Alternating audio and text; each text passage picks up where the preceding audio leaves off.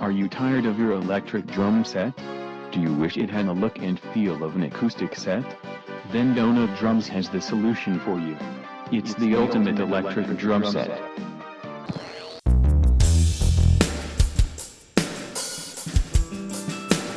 So when I say the ultimate electric drum set, I'm saying the ultimate electric drum set for me. This is a vision, A revelation, a vision I've had for the ultimate electric drum set for my standards and my requirements. By no means am I saying this is the end-all be-all drum set. So if you want to take your electric drum set to the next level and have it look and feel more real, I can show you how to do that.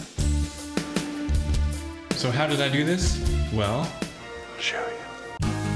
So if you're thinking about expanding your drum set or you just want to build this drum set, these are the parts you're going to need.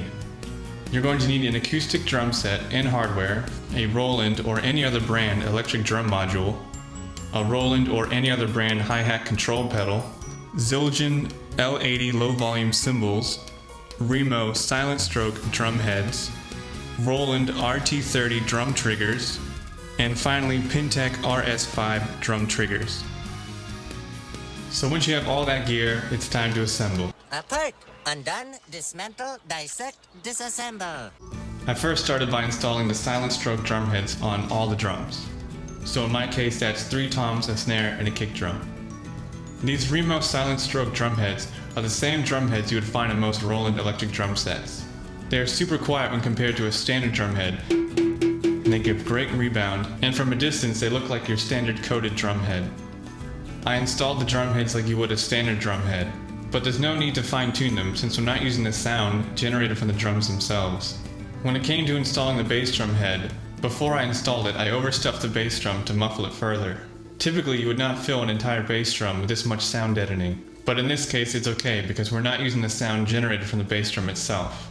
I also felt it helped strengthen the impact area of the head so the kick pedals would not puncture a hole in the thinner than normal bass drum head. Once I had all the drum heads installed, it was time to build the drum set.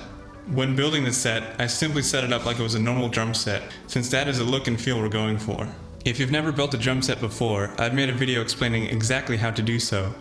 The only things that will be different from your standard drum set are the hi-hat stand and control pedal. Since you will not be needing the hi-hat to physically open and close, you will not need a standard hi-hat stand. Instead, I reused my hi-hat stand and control pedal from my Roland TD9 kit. I also disassembled No disassemble! part of my drum rack so I could mount my electric drum module.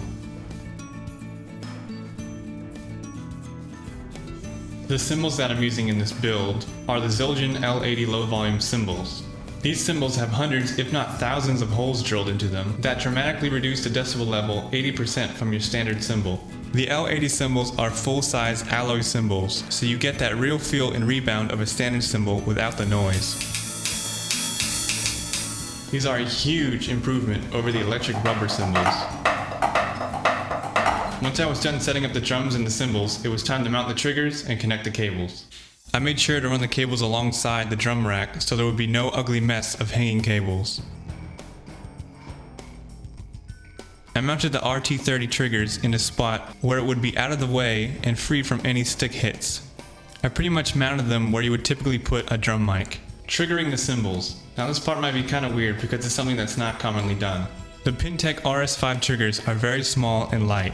They also have an adhesive side to them that you can stick to a drum head, but in this case I stuck them to my cymbals instead. To limit the amount of weight the cable would have on the trigger, I placed them as close to the bell of the cymbal as possible. This was also a nice flat spot to mount them so the adhesive side had the most contact area to stick to. I also tied down the cables with some rubber bands to prevent the cymbals from spinning too much and unplugging the triggers.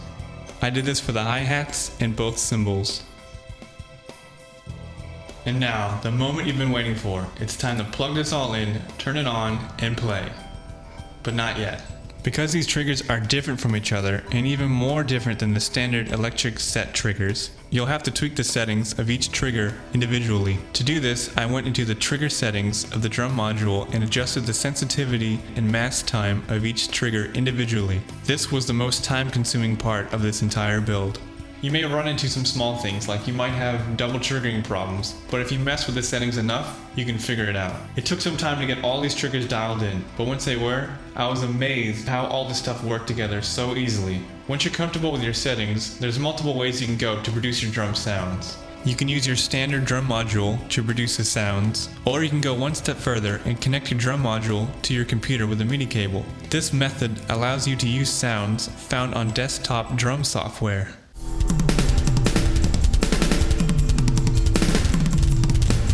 In the beginning, I really had no idea if this was going to work or not, and it does. It works. It worked! I finally invented something that worked! I know drum triggering has been around for a long time, but triggering the cymbals was something I was really skeptical about, but I really wanted to try it. Thanks for joining me in this video. I hope this video inspires you to go out and build your ultimate drum set. If you have any questions or if I left anything out, please let me know in the comments. I would also like to add that thanks to my patrons and album sales, I was able to purchase most of the gear I used here today. The triggers, the heads, the cymbals, and some of the cables were all purchased using the funds from my patrons and album sales. So thank you all so much. I really hope you enjoyed this video. I really enjoyed making it. So play some drums.